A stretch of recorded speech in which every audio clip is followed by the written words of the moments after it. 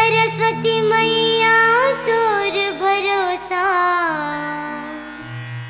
राम भजन गुण गावत हाँ। गुरुपद शीश नवाई के, धरु हृदय में ध्यान। रामचरित वर्णन करूं, शक्ति करो प्रदान। लखन सिया रामचंद्र की जय। राम कथा के सुनैया दाई दीदी भाई बहनी मल्ला, मैं गरिमा दिवाकर हाथ जोड़ के प्रणाम करत हूँ। रामायण के कथा ला मैं हाँ आप मल्ला अपन टूटी फूटी भाषा में सुनावत हूँ। मोर से जो गलती हो जही तब मोला अपन लइका समझ के क्षमा कर दे हो। बोलिए लखन सिया रामचंद्र की जय।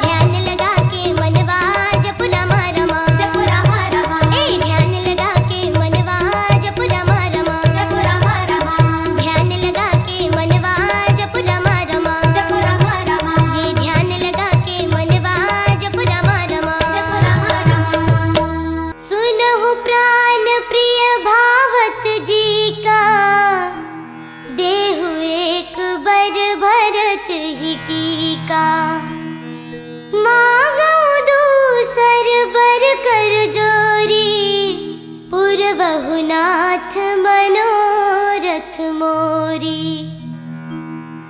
तापस वेश विशेष उदासी, 14 बरसी राम बनवासी।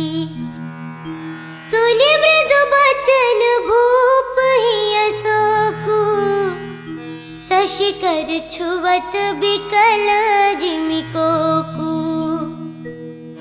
संत तुलसीदास महाराज हा संत समाज के बीच में ये राम कथा ला सुनावत है कि रानी कैकेयी हा राजा दशरथ ला कही थे, हे प्राणनाथ मैं अपन पहली वरदान मांगा था कि अयोध्या की राजगद्दी भरत ला मिले, और दूसर वरदान मांगा था कि तपसी के भेष में उदास हो के राम हा 14 बरस के वनवास काटे। हे नाथ मोर मन के मनौती ला पूरा कर दो। रानी की ऐसन वचन ला सुन के राजा दशरथ ला भारी दुख हो गए। उमा